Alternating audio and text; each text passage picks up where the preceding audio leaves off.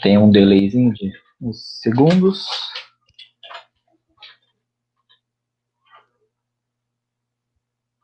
Tá.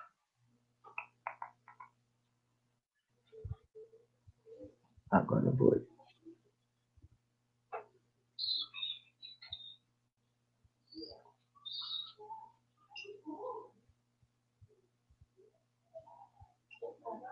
Uhum. Muito bem, agora sim, estamos ao vivo. Estava só conferindo aqui, né, nas redes. Boa noite a todos e a todas. Bom dia, boa tarde para quem for assistir também a live em outro horário, né? É sempre importante lembrar disso. Hoje, mais uma live importantíssima, nesse dia 13, né? Um dia também muito bom de fazer uma live dessa. Com um tema importantíssimo que super aí em discussão, né, na atualidade, né, sobre a educação nossa, sobre os ataques que a educação está sofrendo e vem sofrendo, né, há tempos, com uma convidada super especial aí, que é a professora Marley Fernandes, professora Marley que vai se apresentar, mas já digo, né, dispensa muitas apresentações, né, mas foi presidente da PP Sindicato, é vice-presidente da CNTE, foi candidato também a deputada federal, né, inclusive.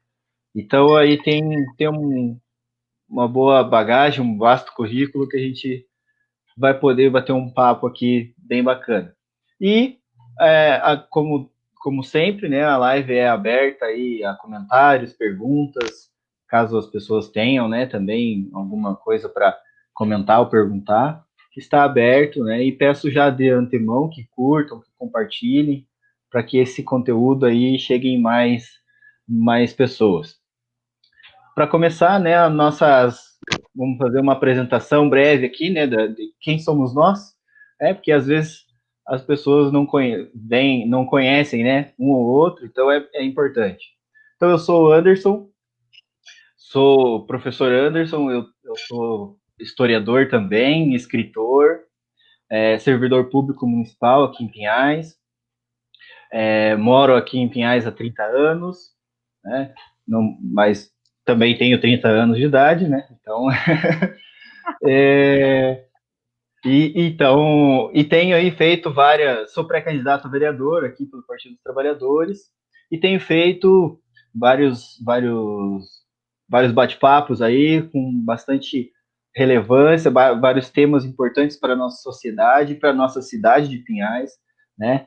Por mais que os temas sejam abrangentes ou sejam nacionais, eles refletem aqui na nossa cidade, então a gente precisa debatê-los sempre, né? Então, passar agora, antes de passar para a Marley, já dar uma boa noite aqui para o nosso companheiro Hermes, né, que presidente da PP Sindicato, né, uma boa noite aí para o professor Hermes, que já dá a nossa saudação aí para ele. E passar para a professora Marley, então, se apresentar, né, uma breve apresentação para as pessoas, e depois a gente dá sequência no nosso bate-papo aí.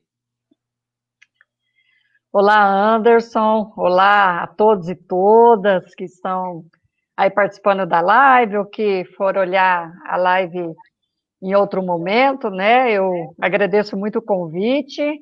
É uma satisfação falar com você, com a cidade de Pinhais, que a gente comunique bastante, né, e consiga trazer os temas aí.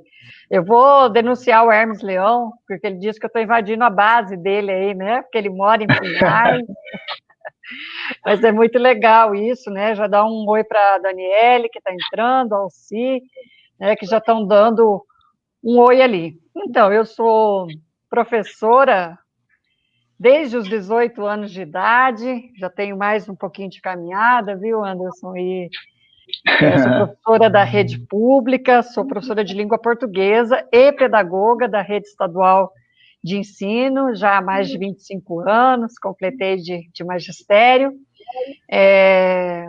Estive na direção da PP Sindicato um bom tempo, presidi a PP por 6 anos, né? Fui a segunda mulher presidente do nosso sindicato. também com muita satisfação.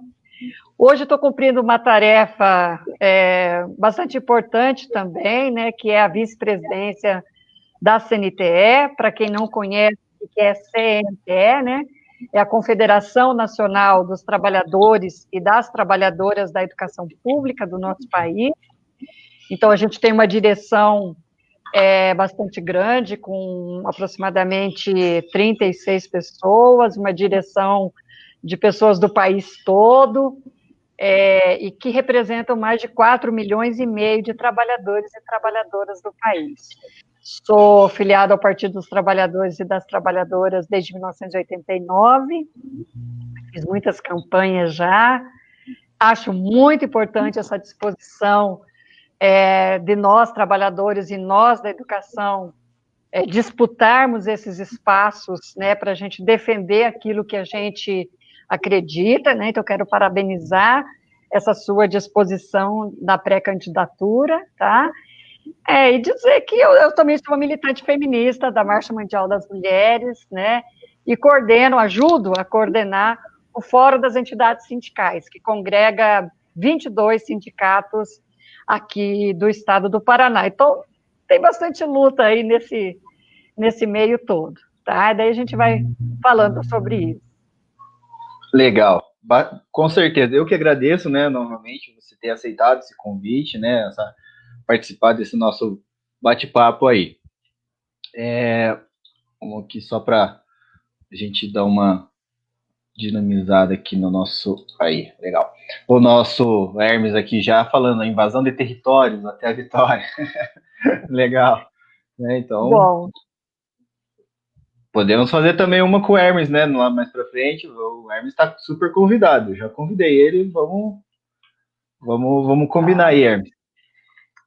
Bom, como você mesma disse aí, né? Que já tem uma militância aí de bastante tempo, né? E tem bastante campo, né? De militância também. Eu queria começar para a gente dar uma conversada sobre as conquistas e as lutas que, principalmente na área da educação, né, que os trabalhadores e trabalhadoras da educação têm conseguido, né, durante todo esse tempo que a PP, que a CNTE, que, né, o fórum existe, essas lutas, essas conquistas que a gente tem conseguido, né, durante essa história de luta aí que a gente tem. Então, eu digo assim, ó, que quem escolhe, né, muitas vezes não escolhe, mas é uma conjuntura, trabalhar na educação é sempre uma luta permanente, né? Esses dias eu estava numa outra live, eu falei assim, olha, nossa luta começou desde 1500 aqui no Brasil, né? Uma luta pela educação pública, uma luta por democracia, por soberania. E a nossa luta para defender, né, escola para todos e todas, ela é muito antiga mesmo, né? A gente fosse colocar desde os jesuítas, eu gosto de passar muito pelo Manifesto dos Pioneiros de 1932, que é mais recente, mas é onde a gente teve, né, a primeira caracterização de defesa de educação pública, num manifesto assinado por muitos educadores e educadoras, né? E nesse período todo, a gente tem toda uma articulação dos trabalhadores muito forte, né? Na defesa da educação pública, na defesa do direito para todos e todas, e na defesa também, né, dos educadores em si, da gente ter as condições efetivas de trabalho, né, Anderson? Você for pegar os seus avós, eu com os meus pais, a gente tem muitas lembranças assim, né? As meninas não podiam ir para a escola, né? Muitos dos nossos pais ou avós não tiveram acesso ao ensino, né? A minha mãe teve até a 5ª série, o meu pai até o 4º ano. Então, assim, a gente já é de uma geração que pôde estudar, que teve a escola pública, e tudo isso foi com muita luta, com muita insistência, né? Desde a gente ter concurso público, financiamento da educação, daqui a pouco mais eu vou falar. A escola foi relegada, assim, a descentralização da educação era muito assim na questão do financiamento. Ó, não, a escola pública para todo mundo, mas quem vai pagar, né? E é o poder público que tem que assumir todas essas tarefas, né? Então, vejo que também a Constituição nossa de 88 e a própria LDB são muito recentes, né, de 96, e onde a educação básica como um todo não era obrigatória, era só ensino fundamental. Então, era só do primeiro ao oitava série, ou do primeiro ao nono ano, como a gente chama hoje. Então, essa conquista, por exemplo, de uma educação pública para todo mundo, né, dos 4 aos 17 anos, quer dizer, ainda sem falar do ensino superior, ela é de 2009, é da Emenda Constitucional 59 de 2009. Então, é de Muito ontem, recente, né? hein? Muito recente, muito recente. Então, eu digo assim, que a luta nossa na educação, ela tem muitos passos, teve muitos passos significativos, está sobre um ataque muito grande hoje, que nós também vamos falar daqui um pouco, mas tem uma história muito bonita, construída, né, por muitas mãos, construída por muitas lutas, né, construída também a partir da sociedade mesmo empurrando, né? Como é que a escola pública ela passou a ser, para ir concluindo essa primeira parte, né? Como é que a escola pública passou a ser mesmo, assim, é necessário ter educação para todo mundo, né? Quando a gente teve a época da industrialização no país, né? Ali, na década de 60, 70, você tem o êxodo rural, o avanço das pessoas do sítio ou da roça, como a gente dizia, para as cidades, né? E aonde ia deixar essas crianças? Então, a luta social, ela sempre veio antes, né, de uma lei, e como eu digo sempre. E essa luta social é que conduziu a gente ter aí essa escola pública que nós temos hoje, a defender essa escola pública e muita coisa ainda que nós temos para fazer pela frente. Legal. Então, o que a gente consegue ver é que tudo isso que a gente tem hoje, né, até mesmo de legislação, é fruto dessa luta, né, é fruto dessa batalha que sempre houve, né, dos trabalhadores da educação, ou mesmo até mesmo hoje, essa semana foi também Dia do Estudante, né? Então, os estudantes também têm uma parcela nessa luta, dessa conquista, né, que historicamente a gente tem construído, né, tem conseguido, né, porque é um conjunto de fatores e também é uma complementação de lutas, inclusive, né? Se a gente for pegar a luta dos estudantes, por exemplo, depois do golpe militar, ali de 64, o papel que a UNE cumpria, né? A gente vê vários militantes, pessoas importantes que vieram do movimento estudantil, né? Eu também participei de grêmio estudantil, vim de movimento estudantil, então boa parte de nós passou, né?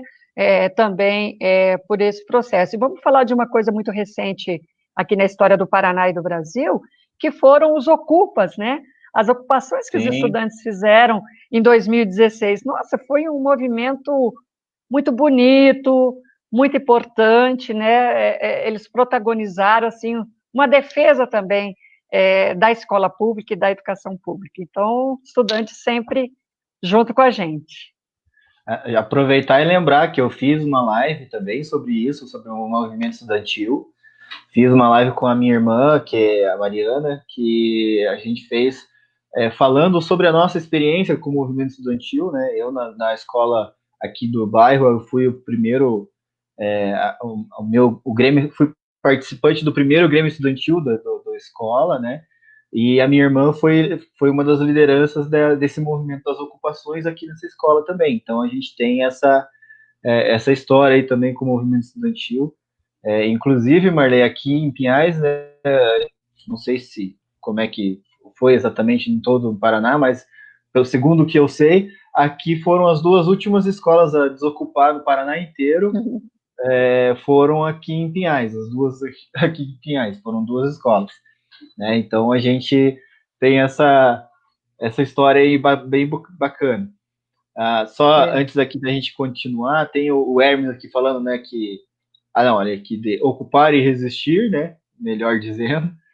A Mariana comentou que do convite que eu fiz para o Hermes, né? O convite ao vivo aí para a live. E também, né, dizendo boa noite para nós, que gosta muito desses debates, que com certeza será ótimo. Já está sendo, né? Muito bem. Bom lá. Dentro disso, né, Marley, dessas conquistas, dessas lutas, a gente já vem aí uma parte mais recente, principalmente aí, se a gente for ver nesse processo histórico, principalmente de 2013 para cá, né, que eu acredito que é por aí que começa, né, em 2013, já com aquelas manifestações, enfim, a gente começa o processo aí do impeachment, do golpe, né, enfim, que aí vem toda aquela destruição, né, de todo aquele processo que estava sendo se construindo de uma forma bonita, né, com os governos Lula, com a Dilma, que estava funcionando, né, tinha um norte, um direcionamento. E aí, com esse processo, a gente teve uma ruptura aí muito grande, muito que abalou muito, né, a educação brasileira. E aí e logo depois tem o teto de gastos. O que a gente pode falar sobre isso? A questão do PIB, né, também, que tinha o PIB, o pré-sal lá para uma porcentagem para educação, e depois Isso. retirado isso.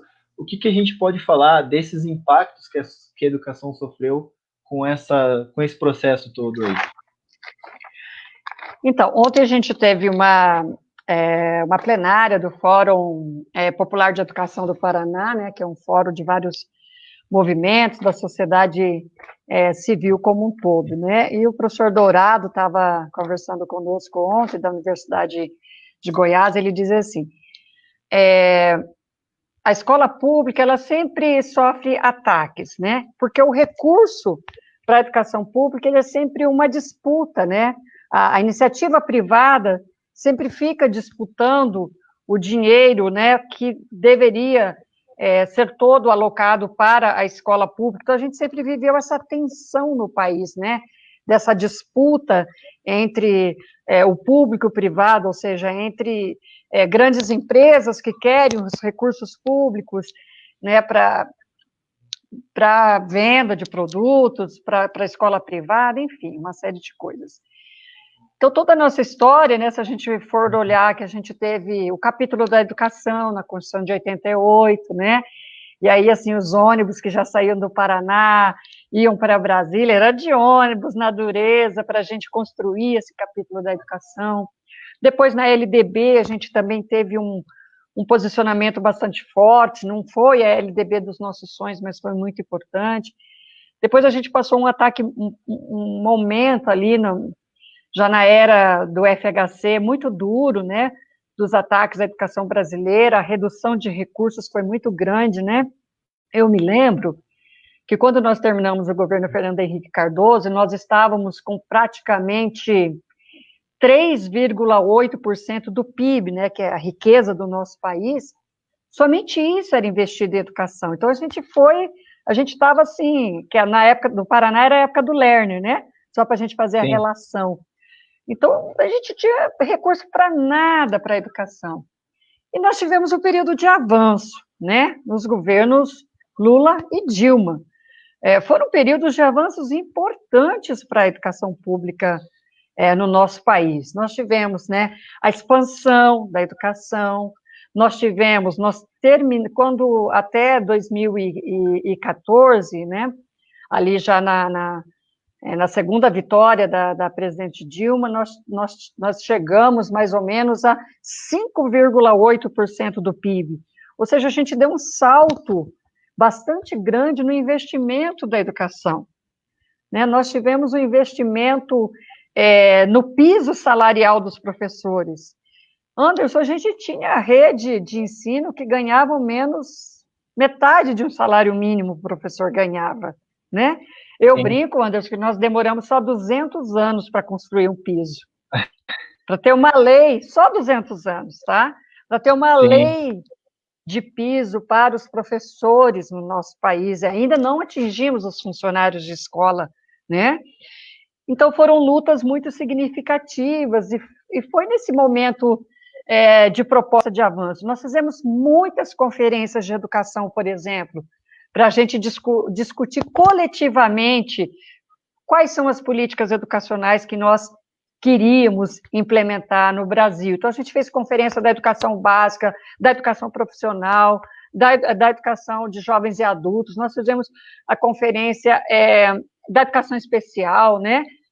E depois fizemos as duas grandes conferências nacionais de educação, que envolveram mais de 8 milhões de pais, mães, estudantes, trabalhadores, que assim, foi um movimento educacional muito grande.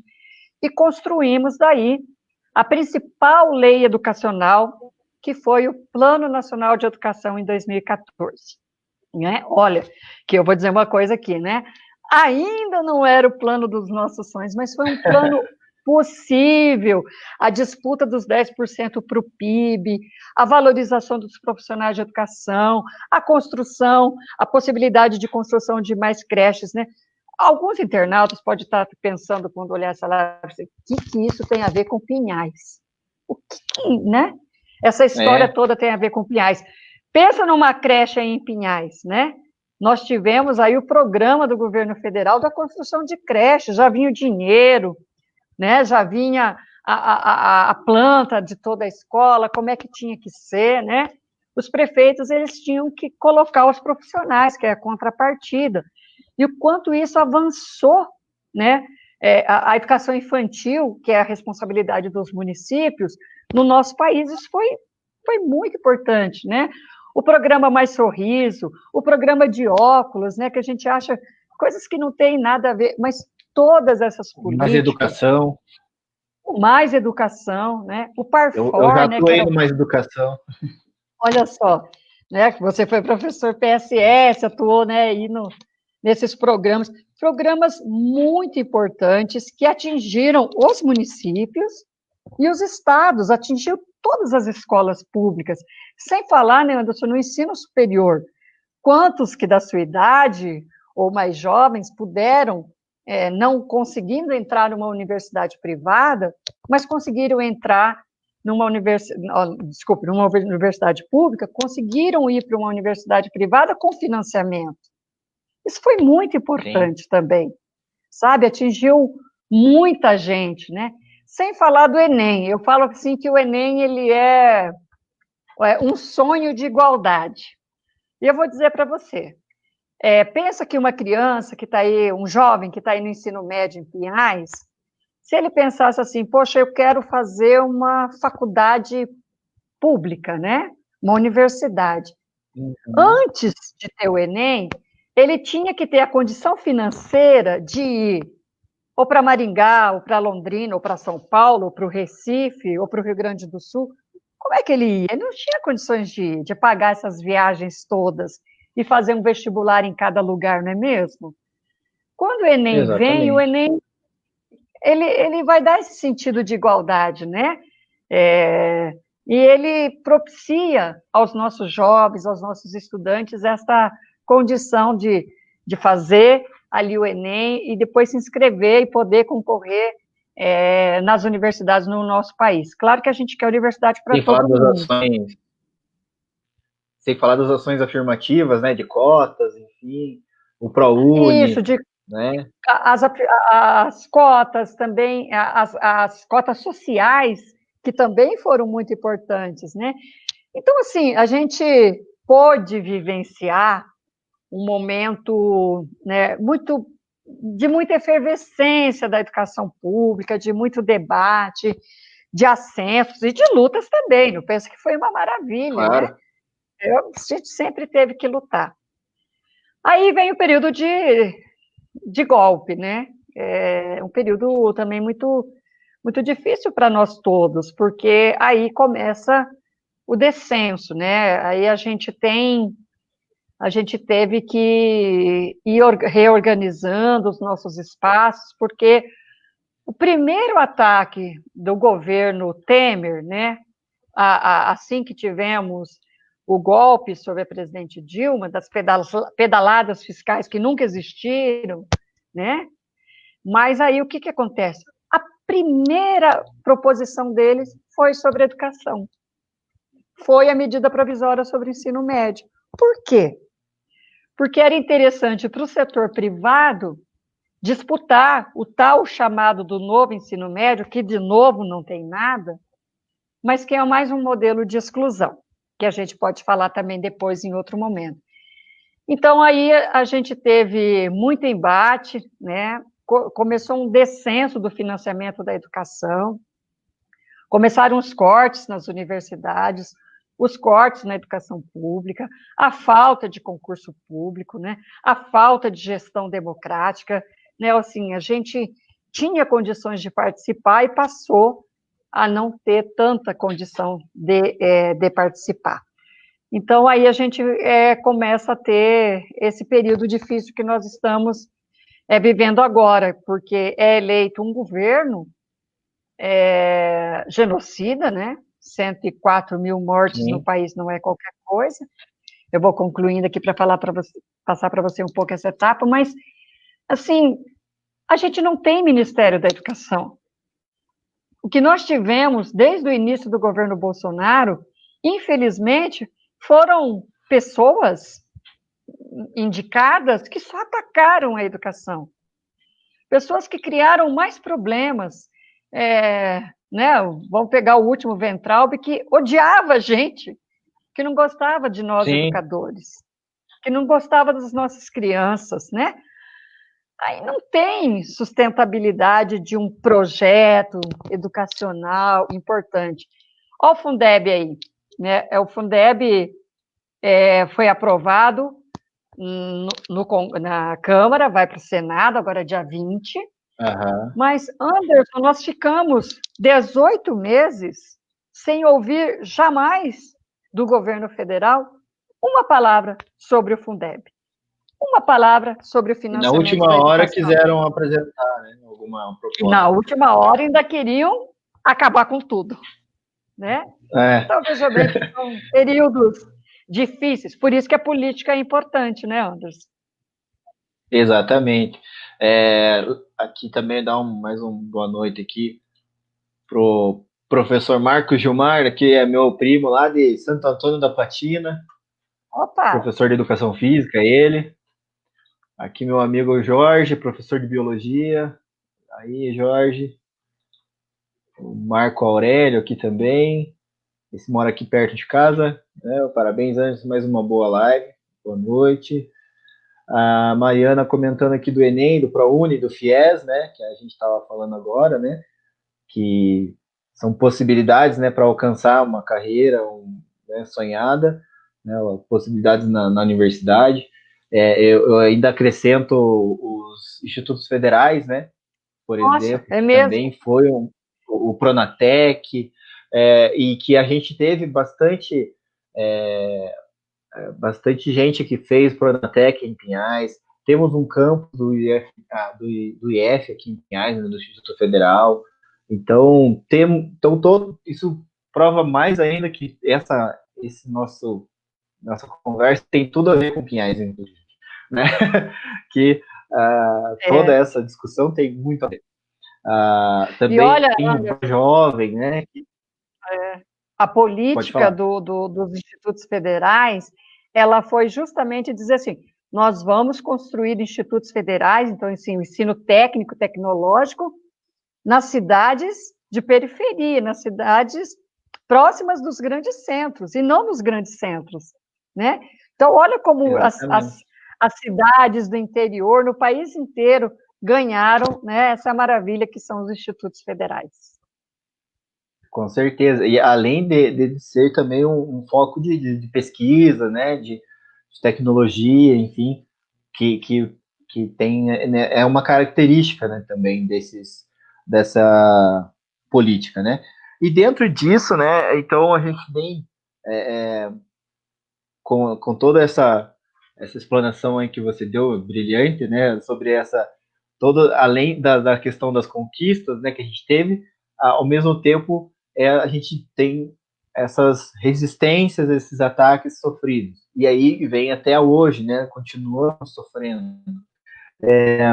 Dentro da questão do governo Temer, né, que a gente teve, o teto de gastos, e aí a gente teve também logo, e também junto com isso praticamente, a questão da reforma do ensino médio, e também logo a reforma do currículo, né, a base curricular nova, né. O que que, o que a gente pode colocar como, se é que teve algo benéfico, né, mas, que eu, pelo menos o que a gente parece, ou pelo menos o que aparenta, é que não há muita coisa benéfica nessas reformas aí, né? Mas qual foi o impacto principal, né, dentro da nossa realidade do estudante, do professor, do trabalhador, da trabalhadora, né, da organização nossa, né? Antes de você responder, uma boa noite aqui para o nosso companheiro Valdivino, né? Parabéns pela live, obrigado, Valdivino. Um grande abraço para você também aí, lá de Londrina, né? Legal. Eu não sei se Então, ele está Marley, lá o ou que se que a ele gente está pode aqui. falar também? Ah, é verdade, né? A última vez que eu falei, ele estava lá, mas. Ele está nessa andança, Londrina, Londrina Pinhais, Londrina, Curitiba. Então, para a gente dialogar um pouco com isso, né? Acho que a medida mais cruel, vamos dizer assim, também do governo Temer foi a aprovação da emenda constitucional 95, né? Para a gente falar para o pessoal o que é a emenda constitucional 95, né? Ela criou um limite, né? E encolheu os recursos da saúde, da educação, da assistência social, ou seja, daquilo que a maioria da população precisa, né, Anderson? Nossa, nós travamos Sim. uma luta intensa, né? Ah, se a Marley tivesse lá de deputada federal, tinha ajudado um pouco mais, né? Mas assim, a gente travou uma luta intensa para que esta emenda à Constituição, veja bem que é uma emenda à Constituição, ela foi aprovada, né? Então, foi muito ruim, porque ano a ano a gente está vendo o recurso da educação caindo, caindo, caindo. Onde é que tem reflexo isso? Tem reflexo em dinheiro para creche no município, para o pagamento dos profissionais da educação, né? No programa de livros, na merenda escolar. Então, tudo isso tem reflexo. Em todas as políticas, né, que tem aí no município, uma medida dessa tomada pelo governo federal tem reflexo em todas as nossas cidades. É bom que a população entenda isso, né? E o governo federal, ele, os recursos recolhidos, os impostos recolhidos no Brasil, o governo federal continua com a maior parcela, depois os estados e depois os municípios. Só que na hora de investir na educação, o município tem que investir mais, né? Então, o governo federal ele precisa participar mais, ele precisa dividir mais o recurso que tem, né? E com a emenda constitucional 95, ele fez ao contrário, né? Ele passou a investir menos, e a gente já está aí de novo, né, com a queda da participação do PIB, que é a riqueza do país, que chegou a 6,2%, ela já está de novo ali batendo quase os 5% só em investimento na educação. Na saúde também a gente está tendo reflexo, veja bem, na pandemia, né? E também isso tem reflexo na assistência social, nos CRAS, né? Nos postos de saúde. Claro. Então, tudo isso tem reflexo. Então, foi uma medida muito ruim. Na sequência, vem toda a reformulação do ensino médio, que é aquilo que eu estava dizendo. Eu digo assim, que quem viu a televisão, e 98% da população brasileira tem TV aberta, né? Via a propaganda bonita, né, Anderson? Ah, e agora Ah, eu, sim. estudante, vou poder escolher o que eu quero estudar. E o duro, para a gente dizer que não é isso, né? É difícil. Mas a gente tem que dizer para o nosso jovem, né, que infelizmente não é isso, né? Cada governo é que vai decidir se a escola aí de Pinhais, né, vai ter o Arnaldo Busato, se vai ter todos os itinerários formativos ou se não vai, se vai ser à distância agora, como São Paulo está aprovando, né? Então São Paulo está dizendo assim, vamos dar só o básico. Agora, se quer fazer um curso profissionalizante, se quer fazer um outro itinerário formativo, né, mais ligado à área da arte, da cultura, vai ser tudo à distância. Então, vejam bem, né, eles vão atacando aos poucos, né, a nossa condição de ter a escola pública como um lugar, né, das relações sociais, da ciência, da aprendizagem, né, e vai afastando cada vez mais a população de ter acesso a esse conhecimento. E a Base Nacional Comum Curricular, a chamada BNCC, o novo currículo, a gente retrocedeu assim lá para 1940, mais ou menos, né? Assim, de novo, a competência, a habilidade, né? Como se uma criança mais pobre tivesse menos habilidade do que uma outra criança, ela não tem as mesmas condições, né? Não é por falta de habilidade, é por falta do poder público dar a ela uma escola, o pai e a mãe dela ter um emprego, ser acolhido neste período de pandemia, né? Então, é falta de poder público, é a falta dos governos mesmo, né, atenderem as políticas públicas, o que é muito importante. Exatamente, né? Eu vejo assim que também tem a questão dos alunos que trabalham, né? Também que foi uma coisa que prejudicou demais, né? A população, porque, por exemplo, aí causa a evasão, causa também a questão de menos pessoas frequentando a escola por conta desse. Porque aí você tem que escolher, né? Ou você vai ajudar, você vai trabalhar para sua pra contribuir na família, ou você vai estudar, né? Então, e aí contribui novamente para aquela reprodução de você diminuir a capacidade ou esse investimento, né, do poder público na educação, porque se você tira o aluno, você justifica inclusive de tirar o recurso da escola, né? Você não tem por que, né, investir se você tem menos alunos, mas aí a população não percebeu ou não percebe que quem tirou o aluno da escola foi o próprio poder público quando fez essa medida aí, né? Então é muito complicado mesmo essa e foi muito prejudicial, né? Ainda está sendo, né? Aqui o Valdivino justificando que ele está em Curitiba, ó. Amanhã ele vai para General Carneiro e está trabalhando sobre o Fundeb aí. Importante esse trabalho que ele está fazendo. Isso aí, na estrada. E a Maiana aqui dizendo os ataques muitas vezes não são tão rápidos que acaba não dando tempo de lutar como se deve. E aí não conseguimos promover a informação correta para a população. Exatamente, eu acho que é bem por aí, né, Marley? Além de ser desigual, né, Mariana? Assim, além de ser desigual, Anderson, eu digo assim, Anderson, esses dias, quando. Vou contar um aqui, né? Esses dias, quando o governador mandou para a Assembleia Legislativa aqui do Paraná um projeto de lei congelando os nossos salários, né? Eu levantei às 6 da manhã, gravei um vídeo, né? Um minuto e meio, soltei nas redes sociais, né? Aí todo mundo falando, perguntando. Daqui um pouco o governador estava no jornal da RPC ao meio-dia, falou 20 minutos. É muito desigual, né? A informação, quem detém o poder, os governos detêm esse poder, é muito desigual. Eles falam do jeito deles, aí até a gente convencer a população que não é bem isso, né? Essas lutas intensas. Então, não é fácil para nós, né? Enquanto trabalhadores e trabalhadoras. É sempre mais difícil. Exatamente. E você acaba tendo menos, como você mesmo disse, né?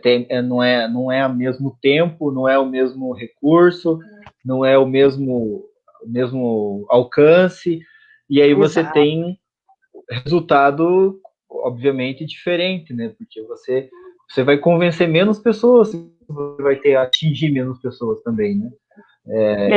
E infelizmente, e aí você acaba tendo problemas, inclusive, Marley, de convencer a própria categoria, né? Porque muitas pessoas da categoria, inclusive, caem nessa questão de quem tem o poder, de que convencem mais, acabam sendo convencidos, inclusive, por essa didática, se dá para dizer como ou estratégia, melhor dizendo, né? Às vezes é difícil até convencer os nossos pares que não é bem isso, né? A nossa própria categoria. É por isso que o trabalho, eu adoro o trabalho sindical, né? Eu acho um trabalho muito envolvente, você ir nas escolas, conversar, ouvir o que está lá, fazer a luta, né, coletivamente. Não é fácil, não é tranquilo. Até porque eu brinco sempre que democracia dá mais trabalho. Você ouvir e ser ouvido, você convencer e deixar-se convencer, né?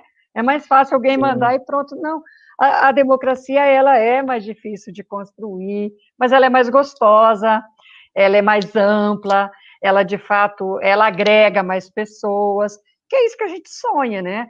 A gente sonha com mais participação efetiva do povo. Não é votar em alguém e esquecer, inclusive, quem votou, né?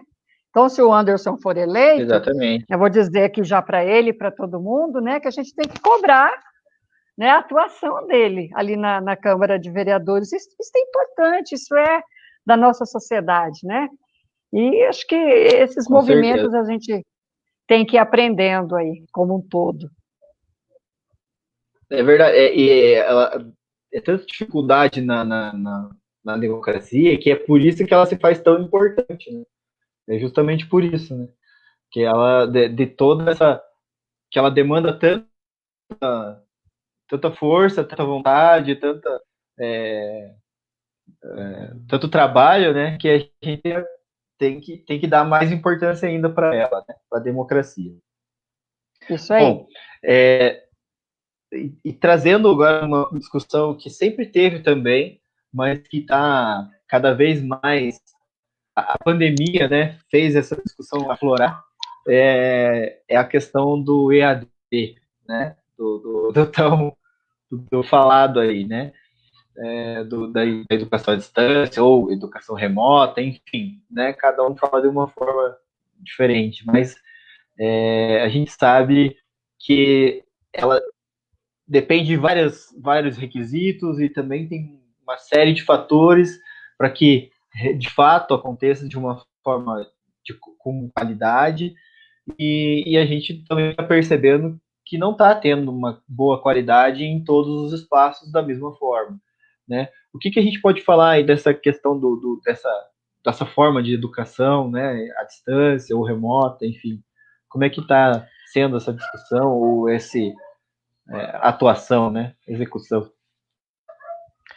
Então, Anderson, a gente tem muita certeza na CNTE, na PP, conversando entre nós, professores, funcionários de escola, que a educação remota, online, EAD, ela não funciona na educação básica. E por que não funciona, né? A escola, a creche, o primeiro ao quinto ano, né, o ensino fundamental e médio, ele é todo de uma relação. Os nossos estudantes ainda não têm uma autonomia, até os estudantes das universidades ainda têm muitas dificuldades, mas não tem uma autonomia de estudar sozinho, né? A escola é uma relação, é o dia a dia, é conversar, é estar junto, é aprender junto, passar dificuldades juntos, né? Então, tem tudo isso nesse processo. Mas a gente tem feito muitas análises que a pandemia do coronavírus, que ninguém nunca viveu, né? Faz 100 anos da gripe espanhola aí, de uma situação como essa, né? Nós estamos cansados de ficar em casa, é muito difícil tudo isso, né? Adoece, é complicado para as mulheres, né? Para as professoras que têm que cuidar da casa, que têm que ensinar os filhos, que têm que dar aula. Então, assim, nós sabemos que a educação básica ela tem que ser presencial. E este período de pandemia, ele mostrou ainda mais as desigualdades no nosso país. Ele mostrou o quanto a escola pública é importante, o quanto a saúde pública é importante, né? O quanto o SUS está sendo valorizado neste momento. E a escola também, né? Porque nós estamos vendo pai e mãe dizer assim, eu quero que meu filho volte para a escola, né? Porque ali em casa também é difícil ensinar, Não é uma coisa simples, fácil, né? E olha que o pai e a mãe estão com 1, com 2 ou com 3. A gente está lá com 30, né? Com 40. 40. Mas é uma relação gostosa a escola. Então, eu acho que a escola vai sair fortalecida. Nós defendemos desde o início que não era necessário uma aula incisiva desse jeito, porque está muito difícil. Boa parte dos alunos não ingressam, cansaram, né? O momento é difícil também para isso. Então, nós deveríamos ter feito, e nós propusemos, uma outra forma da manutenção com o vínculo com os alunos. Por exemplo, a leitura de um livro, trabalhar um filme, todos os professores trabalhar, não uma aulinha, 50 minutos, 50 minutos, 50 minutos, isso não tem lógica. O Conselho Federal de Psicologia já determinou que uma criança, até os 17 anos, não pode ficar mais do que 2 horas na frente de uma tela. Como é que os nossos meninos e meninas, como é que as crianças de educação infantil vão ficar na frente do computador por 3 horas, por 4 horas? Isso é inadmissível, sabe? Então, passar esse momento, nós teríamos que ter construído uma outra forma de estar relacionando, claro que online, mas de estar mantendo esse vínculo educativo, de aprendizagem com nossos alunos de uma outra forma, né? Mas eu acredito muito que a gente vai corrigir isso quando a gente voltar. Eu sempre digo para pai e mãe, acalma seu coração. Acalma o coração, porque vai passar tudo isso, a gente vai voltar para as escolas com muito gosto, a gente não tem tempo perdido, a gente vai voltar e recuperar tudo isso, a gente, né, vai voltar num outro patamar também, e a gente vai retomar os conteúdos, os relacionamentos, né, aquilo que esse momento impede que a gente esteja desempenhando na escola. O mais importante é a vida neste momento. O mais importante é a preservação da vida de todos e todas, né? Um período duro para todo mundo, mas nós temos que ser fortes aí. Sim. E tem muita gente, Marley, falando que o ensino à distância veio para ficar, né? Tem muita gente falando assim, que veio para ficar, que vai acontecer cada vez mais. A gente, né, chega à conclusão de que na educação básica não é bem assim, né? Mas o que você pode dizer? Você acha que, de repente, na educação básica, mesmo não sendo a melhor forma, né? Você acha que vai ter cada vez mais inserções dessa forma, ou formas diferentes de trabalhar com tecnologias, ou ainda tipos específicos de projetos, de oficinas, enfim, que utilizem essa forma de remota? Você acha que vai ter cada vez mais isso, ou ainda não vai acontecer? É claro que em nenhum período a gente faz assim, né? Pega tudo, joga fora e não tem mais jeito. Eu quero deixar claro que nós não somos contra as tecnologias. Pelo contrário, Sim. Nós somos favoráveis à tecnologia. Nós queremos tecnologia nas escolas. Nós queremos que os nossos meninos e meninas que não têm internet em casa tenham. Os governos vão construir plataformas públicas de tecnologia? Essa é uma pergunta. Porque a maioria dos estudantes de escola pública não tem dinheiro para pagar internet em casa, banda larga, Wi-Fi, né? O pessoal fala assim, todo mundo tem um celular. Tem, mas não tem com internet. Quem é que estuda no celular? Exatamente. Né? É desigual. Então, assim, essa interação via tecnologia vem para ficar? Eu espero que até venha. Agora, desde que se tenha todas as condições para todo mundo, não é? O menino da periferia, a menina da periferia, vai ter a mesma condição do que, né, o menino ou a menina da classe A. A classe A, né, determinada aí pelos graus, né, de medição de recursos da população, do grau de riqueza e de pobreza, todos eles têm um computador em casa. Mas o menino da classe E não tem. Então, aquelas charges que a gente vê rolando nas redes sociais, né? daquela casa pobre, cheia de gente, né? Com a criança tentando pegar um sinal lá fora, isso é verdadeiro, não é mentiroso. Sim. Então, nós somos a favor da tecnologia. A tecnologia ela é importante no modelo educacional, mas nós queremos o direito e o acesso para todo mundo. Os professores, nem todos têm computador em casa, porque as suas É condições verdade? não dão conta. Nós fizemos uma pesquisa, Anderson, para concluir essa etapa, em nível nacional, pela Gestrab, a Universidade de Minas Gerais, onde 90% dos professores da educação básica, então estou falando dos professores da creche, do ensino fundamental e do ensino médio, nunca tinham preparado aulas assim online, porque a nossa vida sempre foi dentro da escola, sempre foi dentro da escola, ali, ao vivo e a cores, dando bronca, conversando, falando, Sim, resolvendo problemas, né, ensinando, aprendendo, tudo isso. Então, esse momento novo, ele nos coloca também a pensar as condições futuras. Nós, nós temos certeza que nós vamos voltar para as escolas, mas nós também temos certeza que nós queremos ter acesso às tecnologias e acesso de uma forma igualitária. Para a gente falar de igualdade, de acesso, para a gente ter igualdade de poder ensinar a todos e todas. com certeza. Muito bem.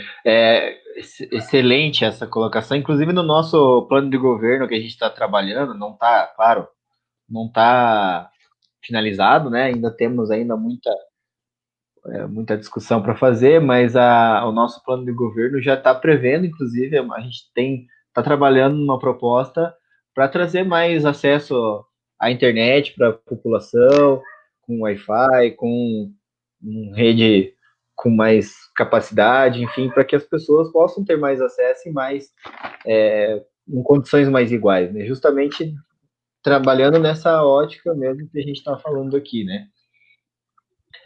Deixa eu te falar Ah, uma coisa que eu descobri hoje. Hoje eu descobri deixa. que existe o FUST. Deixa eu te explicar o que é o FUST, que eu também aprendi isso um pouco hoje, né? É o Fundo de Universalização dos Serviços de Tecnologia.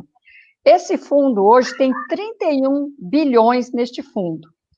Este fundo poderia disponibilizar internet e banda larga em todas as escolas do nosso país. Olha só que maravilha, Com certeza. né? Então, se a gente for, né, olhar bem, tem recurso para equipar todas as nossas escolas, para fazer banda larga para todos os nossos estudantes. Tem sim. É só procurar, é só ter prioridade política que tem. Com certeza. E procurar, né? Justamente porque se tem tudo isso lá, quer dizer que tem muita gente que não vai, não procura, né? Quer dizer que a maioria das cidades não procuram esse fundo, né? Então, o segredo está Ou o em próprio fazer um governo, bom projeto e buscar, né? ou o governo federal também não está disponibilizando, né? Então, Também tem isso. é isso. Né? Os Qual é o prefeitos interesse, têm que né, de mostrar? se unir aí e buscar os recursos para o seu município. Exatamente. Aqui tem a Mariana comentando de novo, né, como a educação é muito desigual, né, no Brasil, né, assim como várias outras coisas. E o Adalberto aqui também comentando que está muito boa essa live. Legal. Muito bem, vamos agora fazer um comentário sobre o nosso Fundeb, Isso. que essa é uma boa, é muito importante também para o povo saber que a gente já teve aquele dia da votação na Câmara dos Deputados, eu fiquei até a meia-noite acordado por causa aquele bendito destaque do novo, Do né? velho, eu Mas, falo. É do velho. é, exatamente, só novo só tem o nome, né? Mas eu falei, eu vou segurar a comemoração aqui até a meia-noite, porque vai que dá um negócio aqui, né? Então, vamos segurar, né? Mas deu certo aquele dia. Agora temos a outra etapa que é no Senado. Eu acho que seria interessante, Marley, a gente falar um pouquinho, né, da importância desse Fundeb agora está sendo colocado como parte da Constituição, diferente do que era antes, e também falar um pouquinho de quais as diferenças, né, que ele traz em relação ao que era antes, né, principalmente na divisão dos investimentos e nas prioridades que ele tem. Isso. Né, para os ouvintes aí, o Fundeb, né, é o Fundo Nacional de Desenvolvimento da Educação Básica. Então, na verdade, ele não é um fundo, eles são 27 fundos, né? Porque é o recurso de cada estado e de cada município. Junta tudo num fundo só e reparte de forma igual, né? E o governo federal, até o presente momento, ele entrava somente com 10% de recursos nesse fundo, né? É pouco, bem pouco. Veja que somente 9 estados brasileiros recebiam esta complementação da União. 2 estados do Norte e 7 estados do Nordeste. Então, no Sul, praticamente nós não tínhamos. O Paraná era o próximo na lista ali para receber complementação. Então, o Fundeb, ele é um modelo igualitário, né?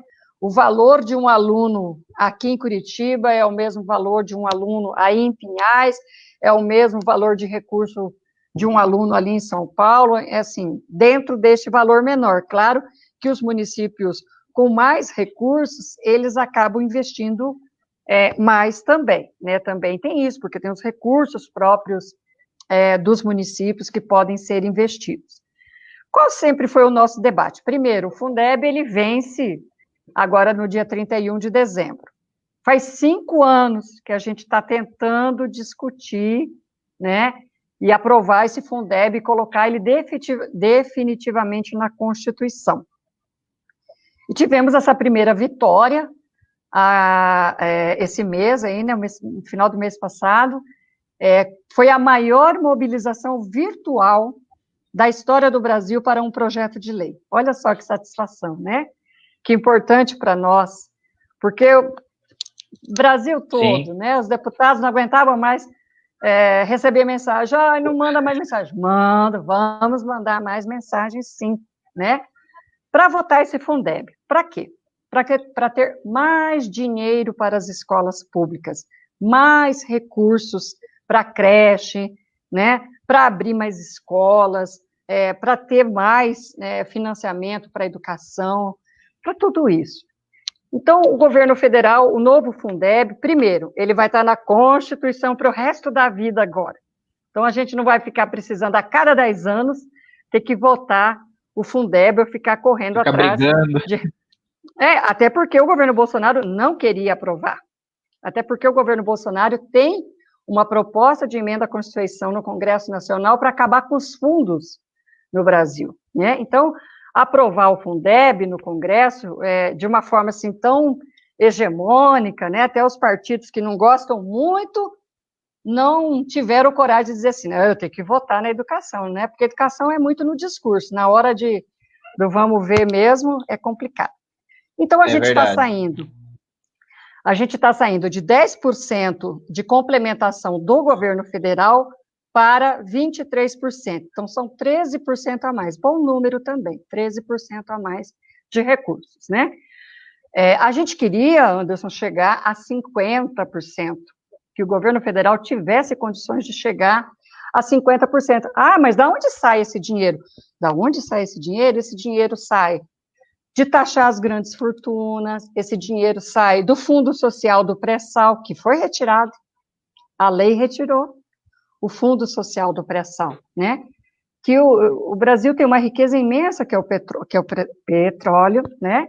E isso foi retirado agora, porque praticamente já se vendeu aí todas as bacias petrolíferas para grandes empresas do exterior. Mas que seria o nosso sonho de construir uma educação pública de qualidade para todo mundo. Mas vamos lá, vamos ter mais dinheiro para a educação, vai atingir mais, né, mais estados, mais municípios, vai melhorar o valor do custo aluno. Então, os prefeitos, né, todos os prefeitos eram favoráveis ao Fundeb, então a gente precisa dizer isso também, porque eles sabem que sem Fundeb não teriam condições de pagar a folha de pagamento, de ter as creches, de ter os equipamentos, né? Então, o Fundeb, ele vai se tornar permanente na Constituição, vai ter mais recursos, e tem lá o chamado CAC. Ai, o que é isso? Né? O que é CAC? O que é CAC? É o chamado custo aluno qualidade, né? Quanto, de fato, a escola precisa para ter um bom laboratório, um bom refeitório, para ter as crianças com mais condições, o número menor de estudantes em sala, tudo isso forma o que nós chamamos de custo aluno qualidade, que é o CAC. E isso também nós conseguimos manter na lei aí do novo Fundeb. Também, Anderson, tem uma coisa importante, por exemplo, se o Estado do Paraná não precisar desse recurso, desta complementação, mas Pinhais precisar, agora vai poder. Vai poder o município, né, que não atinge, essa é uma diferenciação que a gente está chamando de modelo híbrido, né? Então, um município que não chegar aos valores devidos, ele vai também poder receber a complementação desses 13% a mais. E outra coisa boa para os municípios, Anderson, é que 5% deste recurso, ele é para a educação infantil. Então, olha só, nós vamos ter uma condição no Brasil muito boa para os municípios, muito boa para a construção das creches, para o aumento, para atender. Por quê? Porque a gente ainda tem só 23% das nossas crianças de 3 a 5 anos, né, ou de 4 a 6 anos, nas escolas públicas. Então, é preciso aumentar esse recurso. Como é que está isso? Né, para eu concluir o tema do Fundeb aí. Então, passou na Câmara Federal, está no Senado, já com data de votação. Então, atenção, todo mundo. Dia 20 de agosto, todos nós em mobilização e luta. Nós temos 3 senadores, 20 de agosto, temos 3 senadores no estado do Paraná. O senador Flávio Arnes é o relator da proposta. Ele já entregou seu relatório, já conversou conosco, teve reunião da PP, teve reunião da CNTE, está bem tranquilo com o senador Flávio Arnes. Vai votar no relatório da forma como está. Nós temos outros 2 senadores que nós temos que conversar. É tarefa do Hermes Leão, ele já sabe disso, né? Que é o senador Álvaro Dias e o senador Ariovisto. Né? Um Sim. que já atacou a educação e outro que já foi dono de escola privada.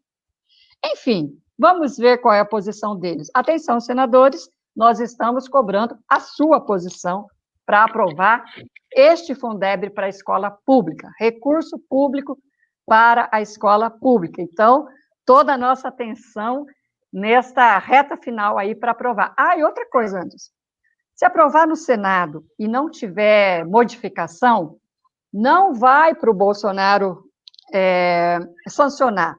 Emenda constitucional, não existe sanção do presidente.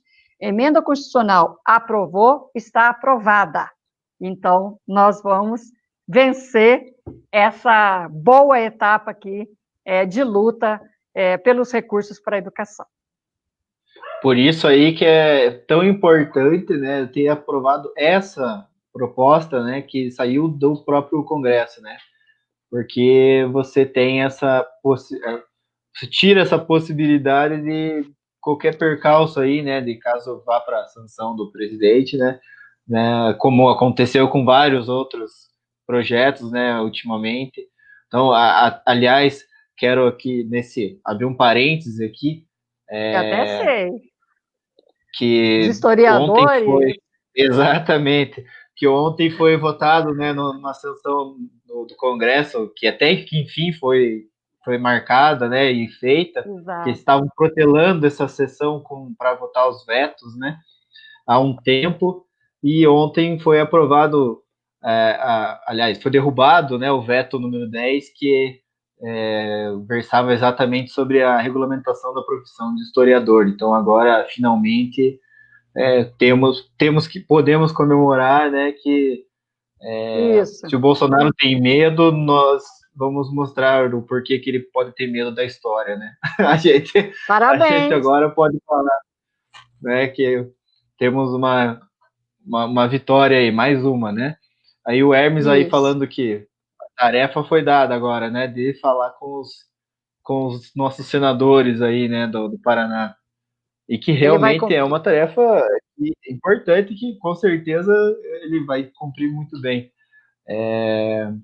E que todos nós tenhamos mesmo essa atenção, né, com os senadores. Eu acredito que não vai ter nenhum problema no Senado, né, como um todo, mas é importante pegar essas posições específicas. Eu acredito que não só no voto, mas no discurso, né, porque é, eles podem muito bem votar a favor, como fez, né, fizeram os deputados do Novo, do governo lá, né, que são da base, enfim, eles votaram a favor, Uhum. mas vieram vários discursos ali contrários a vários pontos, então quiseram, né, desmerecer várias partes ali do Fundeb, então a gente também tem que cuidar com o discurso, né, desses senadores que com certeza vão querer falar algo sobre, né, a matéria. Então é importante todos nós, e aí está dado também a importância do Fundeb para os municípios, né, que Sim, aí, trazendo para Pinhais, né? Tá aí uma grande possibilidade que nós vamos ter aí de ter mais oportunidades de aumentar o número de creches, né, vagas, a questão da educação infantil, que agora tem uma atenção específica, né, dentro do Fundeb, antes isso. não tinha. É, a questão do pagamento, né, dos trabalhadores e trabalhadoras da educação, que antes era só para os professores, né? Agora não, agora está ampliado também para os São os funcionários das profissionais. escolas, que é muito Isso. importante, né? Então isso é um diferencial importantíssimo também nesse novo Fundeb, que eu acho que a gente tem que prestar muita atenção e comemorar também. Muito 19 bem, para 20 Marley, a tá muito gente não bom. dorme. A gente não dorme do Exatamente. dia 19 para o dia 20. É Fundeb, Vamos Fundeb, lá Fundeb. ficar só com Deb para os senadores aí. Isso. Então a gente já passou aí da nossa 1 hora de live, né? Quando o papo é bom, voa, né? Exato. Mas assim a gente já está encaminhando já para o fim mesmo, né? Para finalizar, Marley, eu acho que seria legal a gente colocar também para o pessoal o que a gente pode enxergar como desafios ou perspectivas que a gente pode ver aí para frente, né, nesse após a pandemia ou para esse ano, para o ano que vem, enfim, para a educação, para a nossa educação do Brasil, do Estado, né, dos municípios. Então, eu digo sempre que eu sou muito otimista, sempre, sempre, né? Uma característica da nossa luta, né? Nós, sindicalistas, temos que ser otimistas. Nós, educadores, temos que trazer sempre esperança, né? Então, eu queria começar por aí, né? Esperança, do verbo esperançar, e lembrar muito Paulo Freire. Queria convidar já, viu, Anderson? Agora, no mês de setembro, nós vamos ter, nos dias 17, 18 e 19 de setembro, eu venho depois em outra live falar isso com você, a gente vai ter uma movimentação internacional rumo aos 100 anos do Paulo Freire. No dia 19 de setembro deste ano, Paulo Freire completaria 99 anos, e nós estamos preparando uma grande comemoração, seminário internacional, tudo online este ano, né? Seria presencial, mas será tudo online, mas nós vamos criar uma grande rede internacional em defesa do Paulo Freire, da educação pública, porque no dia 19 de setembro de 2021 nós vamos estar lá em Recife, numa grande comemoração da educação pública, não só do Brasil, mas de todo o mundo, né? Muita gente já confirmando presença. E nós vamos esperançar a educação pública, nós vamos sair deste período de pandemia, com achatamento aí da curva, com as vacinas que serão necessárias, né, que toda a população tenha esse acesso a esse direito. Nós vamos voltar para a escola com muita energia, com muita força, lutando pelos nossos direitos, com muito acolhimento aos nossos estudantes, como nós sempre fizemos, lutando contra essas tentativas de privatização da escola, lutando contra querer tirar o direito da educação de jovens e adultos que querem tirar.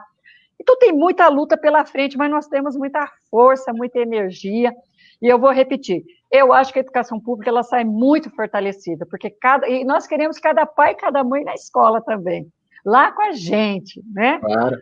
Debatendo, trabalhando, né?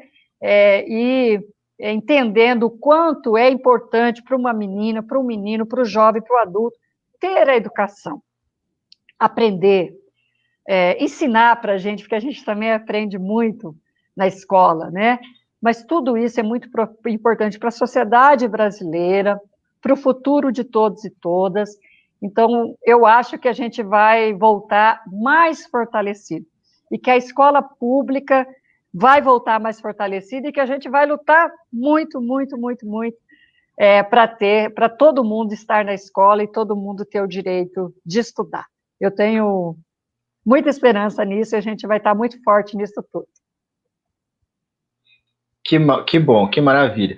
Eu também quero compartilhar dessa esperança, dessa alegria aí também, que a gente com certeza, dentro daquilo que a gente puder contribuir, né, e eu acredito que a gente está fazendo isso, né, já, por exemplo, num debate desse, numa conversa dessa, a gente já está contribuindo de uma certa forma para que essa discussão, para que essa luta não se acabe, né, para que ela tenha eco nas casas, nas conversas nas por famílias. Aí, porque as famílias, exatamente, para que a educação realmente se fortaleça, e que a gente possa ter a nossa comunidade cada vez mais integrada com essa luta também.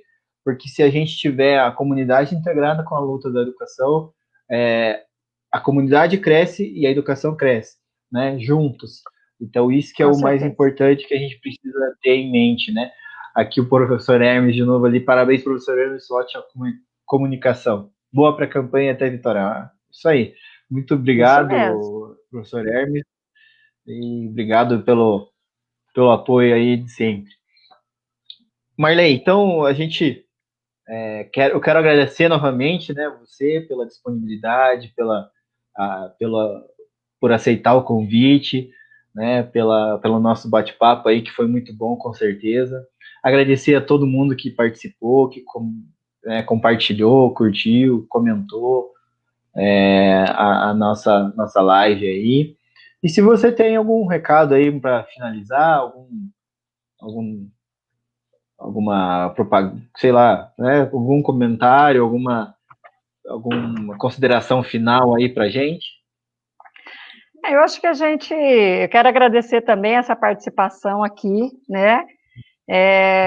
Bem boa. Quero que você tenha uma caminhada aí muito importante nessa pré-campanha. Eu quero dizer para quem assistir essa live que é muito importante a gente ter gente comprometida, né, com os direitos sociais, com os direitos para a maioria da população, né, e você tem esse compromisso, até porque se não tiver, a gente vai e puxa as orelhas, né, então tem que ter, vai ter, Exatamente. E eu tenho certeza vai fazer muita diferença na Câmara Municipal, aí em Pinhais, e vai ajudar a maioria da população. Muita força, muita energia nessa campanha, e eu estou sempre à disposição. Um grande abraço. Muito obrigado, Marley. Pode ter certeza que a gente está fazendo toda essa pré-campanha aí, está conversando com as pessoas, com muita alegria, muita esperança de, com certeza, contribuir para o desenvolvimento, né, das pessoas, da cidade, do social, né, da educação, da cultura, enfim, tudo aquilo que a gente propõe, né? E deixar aí para o pessoal também ó, o site da cnte.org.br, appsindicato.org.br, para as pessoas também terem acesso aí às deliberações, notas, artigos, né, que são relativas aí a educação brasileira, a educação no Estado, né, com a PP Sindicato especificamente, porque é muito importante ter a informação da fonte, né, diretamente de quem está ali trabalhando, né, e lutando diariamente, né? É importantíssimo ter essa, para não ficar nessa coisa, vou ouvir dizer, não sei o quê. Não, tá ali, tenha, tenha o lugar certo, né, para a gente se informar. Aí a Elane Bis, minha amiga também, boa live, parabéns, muito obrigado. E também deixar aqui o pedido para vocês seguirem, né, meu Instagram lá, @profandersonpinhais. Então eu tenho postado lá também alguns vídeos também, outras lives eu faço, algumas lives eu faço pelo Instagram também. Então me sigam lá no Instagram, a minha página também, compartilhem, curtam, por favor. A gente tem sempre colocado aí à disposição, né, para o debate, para a conversa, sempre aberto. Então a gente está sempre aceitando também comentários e sugestões, porque a gente não está sozinho nessa, né? A gente está representando um grupo, a gente faz parte de um grupo. Eu costumo dizer que eu sou nós, né? Eu sou um grupo, não sou eu, né? Então a gente tem essa característica também, tá bom? Então, gente, muito obrigado novamente, boa noite,